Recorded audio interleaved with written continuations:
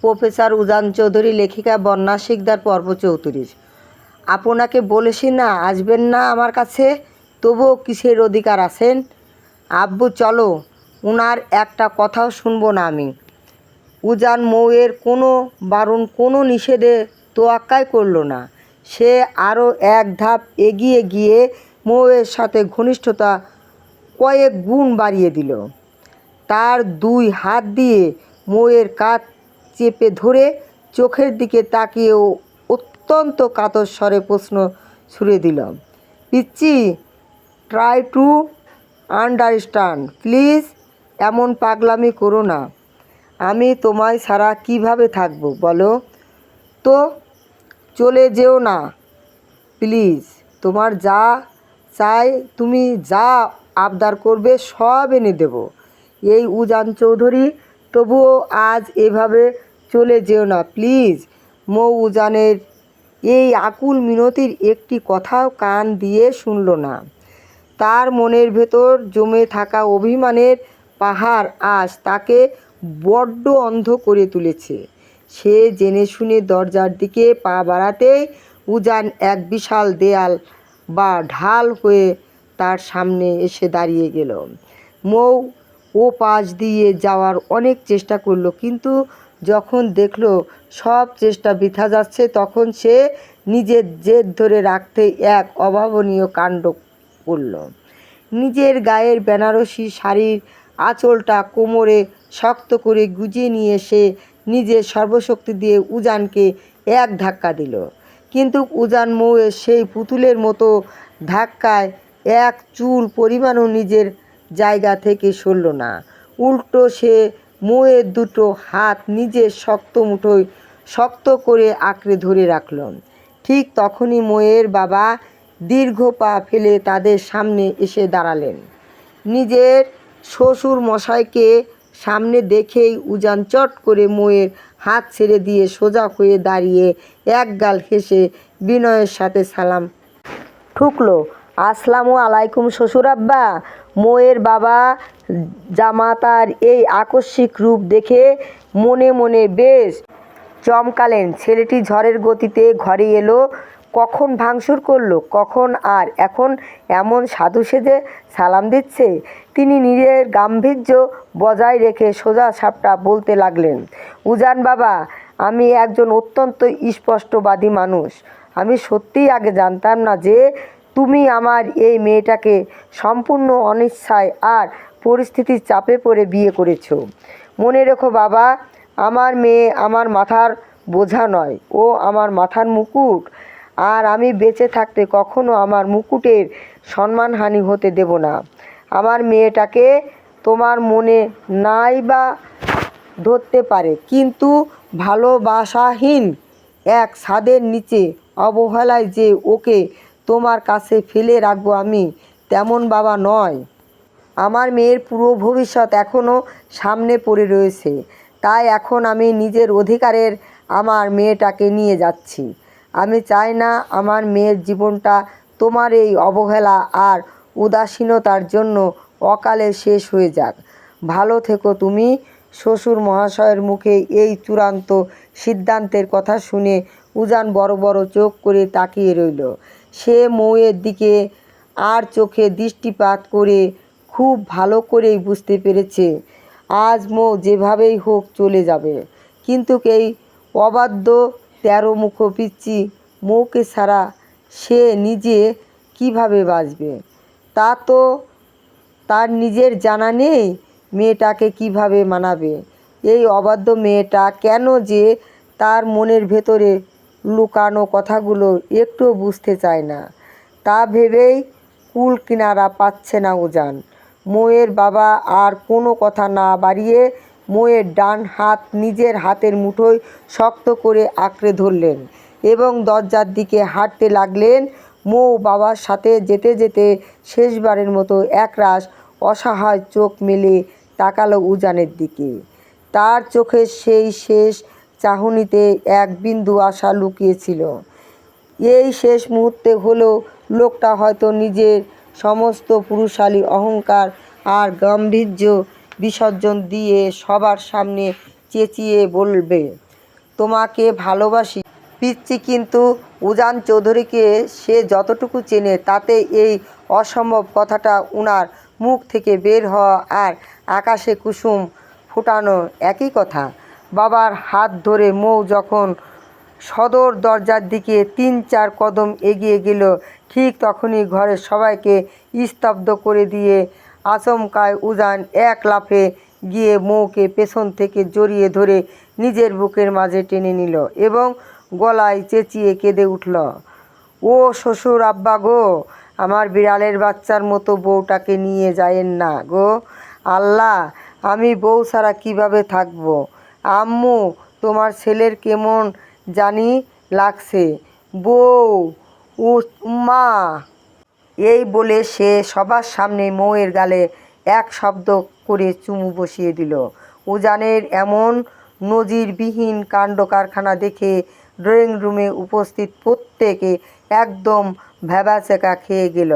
একজন রাশভারী প্রফেসর সাহেবের মুখ থেকে এমন বিড়ালের বাচ্চার মতো বউ ডাক আর বাচ্চাদের মতো কান্না শুনে মৌসুমী চৌধুরী নিজের আঁচলে মুখ লুকিয়ে মিট মিট করে হাসতে লাগলেন। ওদিকে ইফাত এতক্ষণ মেহেরের গা ঘেঁষে দাঁড়িয়ে তাদের এই রোমান্টিক কাণ্ড কারখানা দেখছিল। সে সুযোগ বুঝে মেহেরের কানের কাছে মুখ এনে হালকা ফিসফিসিয়ে প্রতিধ্বনি করে বলল, ভালোবাসি ফুলকন্যা। ইফাতের এই অসময়ের দুষ্টুমিতে মেহেরের মনের ভেতর এক অদ্ভুত ভালো লাগা কাজ করলেও গুরুজনদের সামনে সে ভীষণ লজ্জা পেয়ে ইফাতকে নিজের কনুই দিয়ে একটা হালকা গুঁতো মারল। বাড়ি বাকি সকলে হয়তো উজান আর মৌয়ের এই ঝগড়া দেখছিল, কিন্তু উজানের এই নতুন রূপটি সবার কাছেই বড্ড অদ্ভুত ও নতুন লাগছিল। এরই মাঝে মৌ উজানের এই শক্ত বাহুডোর থেকে নিজেকে সরিয়ে নেয়ার জন্য ছটফট করে মারিয়া হয়ে উঠল। মৌয়ের এই অবাধ্যতায় উজান বড্ড বিরক্ত হলো। সে মৌয়ের কোমর আরও শক্ত করে জড়িয়ে ধরে ধমকের সুরে বলল, এই পিচ্ছি, এমন কেঁচোর মতো মুচড়ামুচড়ি করছো কেন? হ্যাঁ, শান্ত হয়ে দাঁড়াও। তুমি কি মনে করছো, হ্যাঁ, তুমি চলে যেতে চাইলেই আমি তোমাকে ডানা মেলে উড়ে চলে যেতে দেব? উজান চৌধুরী নিজের বউ ছাড়া এক সেকেন্ডও থাকতে পারে না। জাস্ট মাথায় ঢুকিয়ে নাও, তোমাকে লাগবে তার। এরপর উজান নিজের চোখের সানগ্লাস ঠিক করে মৌয়ের বাবার দিকে তাকিয়ে ধীরে ধীরে অদ্ভুত সুরে বলে উঠল, ডিয়ার শ্বশুর আব্বা, আপনি মানুষটা কিন্তু বিন্দুমাত্র ভালো নন। মেয়ের বাড়ি বেড়াতে এসেছেন, খুব ভালো কথা। বসবেন, চা নাস্তা খাবেন, ঘুরে বেড়াবেন, নিজের বেয়ানদের সাথে বসে দুটো সুখ দুঃখের গল্প করবেন, তারপর শান্তিতে নিজের বাড়ি চলে যাবেন। কিন্তু না, তিনি এসেছেন আমার বুক থেকে আমার এই বিড়ালের বাচ্চার মতো মিষ্টি বউটাকে টেনে হিঁচড়ে আলাদা করতে। আস্ত একটা মির্জাফর আপনি। দেব না আমি আমার বউ? আপনি চলে যেতে বললেই আমি ছেড়ে দেব নাকি? আমার জন্য নাকি আমার বউয়ের জীবন নষ্ট হচ্ছে? সিরিয়াসলি? আজ ভালো করে শুনে রাখুন ড্যাড আর শ্বশুর আব্বা, আমার জন্যই আমার এই বউয়ের কোল আলো করে চৌধুরী বংশের প্রদীপ উজ্জ্বল হবে। আপনি এবার একাই নিজের বাড়ি চলে যান, আমার বউ কোথাও যাবে না, ব্যাস। আরিফুল চৌধুরী এবার আর চুপ থাকতে পারল না। তিনি রাগে গটগট করে উজানের সামনে এগিয়ে গেলেন। এক ঝটকায় মৌকে উজানের বুক থেকে টেনে সরিয়ে নিজের পেছনে নিয়ে বেশ কর্কশ কণ্ঠে ছেলেকে ধমকে উঠলেন, উজান, অনেক ফাজলামো হয়েছে, এবার এই ফালতু ইয়ার্কি বন্ধ করো। মামুনি, তুমি চলো আমার সাথে। কিন্তু উজানও দমবার পাত্র নয়। সে চোখের পলকে তার ক্ষিপ্ততা খাটিয়ে আবারও মৌকে নিজের চওড়া বুকের মাঝে টেনে নিল। এবার তাদের দুজনের মাঝের দূরত্ব বিন্দুমাত্র অবশিষ্ট রইল না। মৌয়ের লাল বেনারসির আঁচল উজানের সাদা শার্টের বোতামে আটকে গেল। মৌ শুধু ফ্যাল ফ্যাল করে উজানের এই অভূতপূর্ব কাণ্ড কারখানা দেখছিল। সবার সামনে উজানের এমন বেহায়াপনা সে আর সহ্য করতে পারছিল না। মৌ এবার বুক কাঁপানো এক চিৎকার দিয়ে উকানের দিকে তাকিয়ে কেঁদে উঠল, ছাড়ুন আমায় নির্লজ্জ পুরুষ, থাকবো না আমি আপনার মতো এক নিষ্ঠুর মানুষের সাথে, করব না আমি আপনার এই ছাইপাশ সংসার।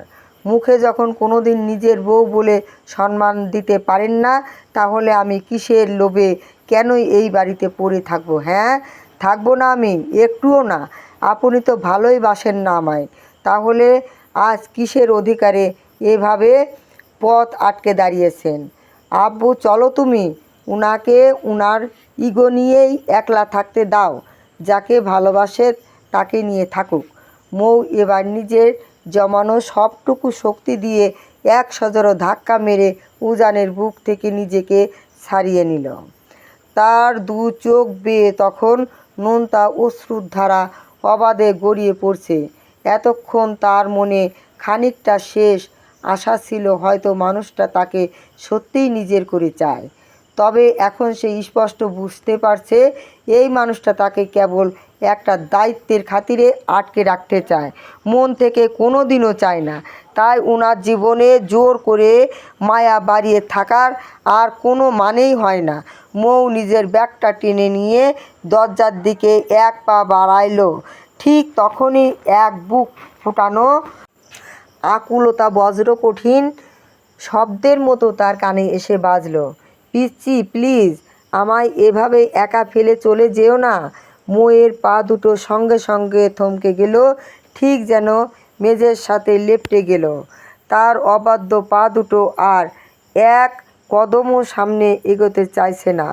মনের এক কোণ থেকে এক গোপন মায়া ফিস ফিস করে বলে উঠল, ভালোবাসা ছাড়া তো কত সম্পর্ক টিকে থাকে, তবে তুই কেন থেকে যাচ্ছিস না?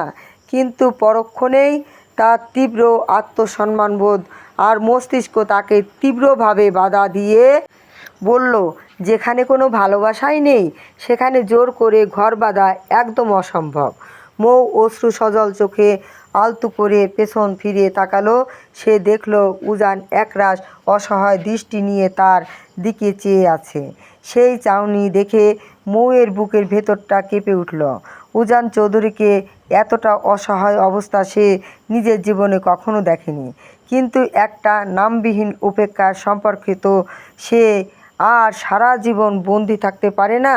তাছাড়া উজান তো মনে মনে অন্য কাউকে ভালোবাসে, তাহলে আজ থেকে কেন এত মায়া দেখিয়ে থেকে যেতে বলছে? উজান বরং তার সেই কাঙ্ক্ষিত ভালোবাসার মানুষকে নিজেই নতুন করে সুখে ঘর বাঁধুক। মৌ নিজের দু চোখের নোলা জলটুকু হাত দিয়ে মুছে ঠোঁটের কোণে এক চিলতে বিষণ্ণ মুচকি হাসি ফুটিয়ে তুলল। এমন করে অবুঝের মতো বলছেন কেন প্রফেসর সাহেব? আমি আপনার জীবন থেকে চিরতরে চলে যাচ্ছি, এতে তো আজ আপনার সবচেয়ে বেশি খুশি হওয়ার কথা। আপনার পথের কাঁটা তো দূর হলো। আপনি এখন কোনো বাধা ছাড়াই আপনার সেই পুরনো ভালোবাসাকে নিজের করে পাবেন, তাকে নিয়ে মনের মতো করে নতুন সংসার সাজাতে পারবেন। তাহলে আজ আমার জন্য কিসের এত আকুতি, কিসের এত লোক দেখানো নাটক? আমি কখনো আপনার জীবনে বোঝা হয়ে থাকতে চাইনি, আর না চেয়েছি আপনাকে কোনো কষ্ট দিতে। আমি জানি এই কদিনে আপনাকে বড্ড বেশি জ্বালাতন করেছি, তার জন্য আমি সত্যি সরি। কথা দিচ্ছি আর কখনো কোনো দিন আপনাকে বিরক্ত করতে এই চৌধুরী বাড়িতে আসবো না। অনেক ভালো থাকবেন আপনি। মৌ নিজের মুখের কথা শেষ করেই উল্টো ঘুরে সদর দরজার দিকে চূড়ান্ত পা বাড়ালো। সে যেই মাত্র এক কদম এগিয়ে গেল, ঠিক তখনই ঘরের সবাইকে স্তম্ভিত করে দিয়ে বিদ্যুৎ গতিতে উজান ছুটে গিয়ে সরাসরি মৌয়ের সামনে হাঁটু গেড়ে বসে পড়ল। আচমকাই এই কাণ্ডে নিজের অজান্তেই মৌয়ের লাল শাড়ির পায়ের পাতাটা উজানের সুগঠিত হাঁটুতে গিয়ে ঠেকল। উজান মৌয়ের দিকে পরম আবেগে মাথা নিচু করে সামান্য ঝুঁকে পড়ল। তারপর নিজের পকেট থেকে জাদুকরের মতো এক ডায়মন্ডের আংটি বের করে মৌয়ের চোখের সামনে তুলে ধরল।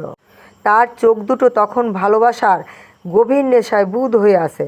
সে অত্যন্ত আদরে ও নিরেট স্বরে পুরো কক্ষের নীরবতা ভেঙে আওড়াতে লাগলো, ভালোবাসি ভালোবাসি ভালোবাসি, তাসফিয়া মৌ অনলি মাই প্রপার্টি, আমার 3 কবুল বলে বিয়ে করা বউ, আমার ঘরণী, আমার ধরণী, আমার রমণী, আমার অর্ধাঙ্গিনী, প্রফেসর উজান চৌধুরীর প্রিয় ওয়াইফ, আপনাকে অসম্ভব রকম ভালোবাসি মিসেস উজান চৌধুরী। মৌ নিজের 2 চোখ বড় বড় করে একদম হাঁ করে বোকার মতো তাকিয়ে রইল। উজানের মুখে এসব ডায়লগ শুনে তার মাথার সমস্ত শিরা যেন একসাথে কাজ করা বন্ধ করে দিল। সে নিজে 17 বছরের জীবনে ছেলেদের থেকে অনেক প্রপোজাল পেয়েছে, কিন্তু এই ভরা মজলিসে নিজের বাবার সামনে বরের দেয়া এমন পাগল করা প্রস্তাব সে কখনো কল্পনাও করেনি। আর সব কিছুর চেয়ে বড় কথা, এই কঠোর মনের লোকটা সত্যি তাকে এত গভীর থেকে ভালোবাসে। তাকে আজ সবার সামনে শুধু নিজের বউ বলে স্বীকার করেনি, বরং নিজের অর্ধাঙ্গিনীর সর্বোচ্চ স্বীকৃতিটুকুও দিয়ে দিল। উজানের এমন অভূতপূর্ব কাণ্ড দেখে ড্রয়িং রুম উপস্থিত মেহের, ইফাত, মৌসুমী চৌধুরী থেকে শুরু করে মৌয়ের স্পষ্টভাষী বাবা পর্যন্ত সবাই একদম চমকে পাথরের মতো তাকিয়ে রইলেন। তারা কেউ এই মুহূর্তে বুঝে উঠতে পারছেন না যে তারা কোনো মধুর স্বপ্ন দেখছেন নাকি বাস্তব চিত্র চোখের সামনে দেখছেন। মৌ তখন কোনো নড়চড় না করে আগের মতোই কাঠের পুতুলের মতো স্তব্ধ হয়ে দাঁড়িয়ে রইল। উজান এবার হঠাৎ নিজের মুখটা সামান্য তুলে তাকালো। মৌকে ওভাবে থতমত খেয়ে বোকা বনে যেতে দেখে তার ঠোঁটের কোণে এক মন করা প্রশান্তির হাসি ফুটে উঠল।